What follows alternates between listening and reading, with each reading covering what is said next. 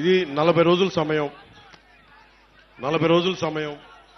ఈ 40 రోజుల సమయంలో మీకోసం కాదు, మీ బిడ్డల భవిష్యత్తుని ఇక్కడున్న యువతకు కూడా అందరికీ చెప్తా ఉన్నా.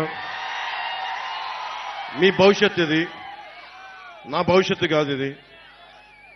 నేను ఓటమికి గురైనా నిలబడే ఉన్నా.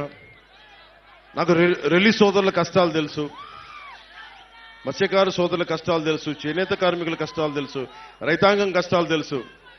కౌలు రైతు ఏడిస్తే మీరు ఆనందంగా చూసిన సినిమాల నుంచి డబ్బులు తీసుకెళ్లి మరి కౌలు రైతులకు ఇచ్చిన వాడిని. మన రైతాంగం కోసం నేను నిలబడినా.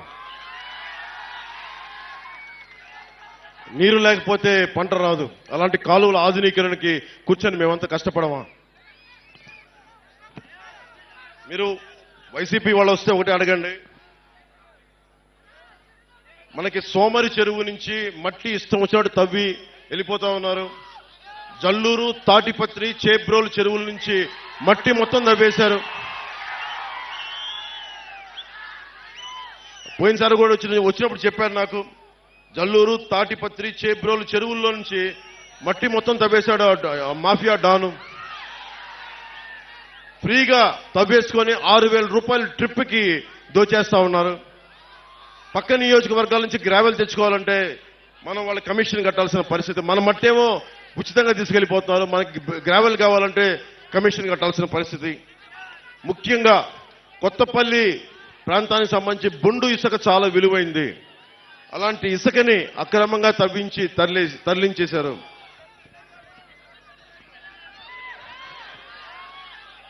జేపీ వెంచర్స్ అనేది ఇంకో కంపెనీ కూడా ఉంది.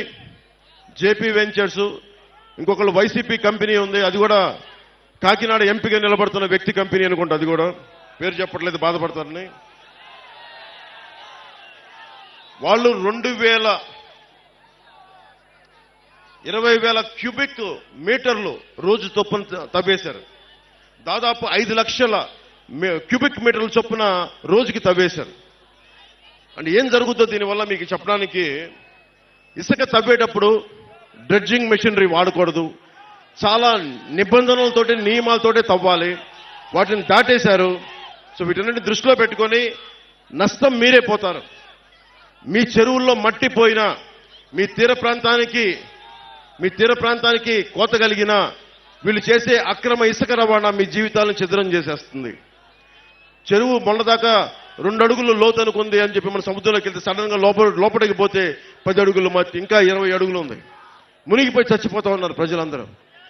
దీన్ని దృష్టిలో పెట్టుకోండి.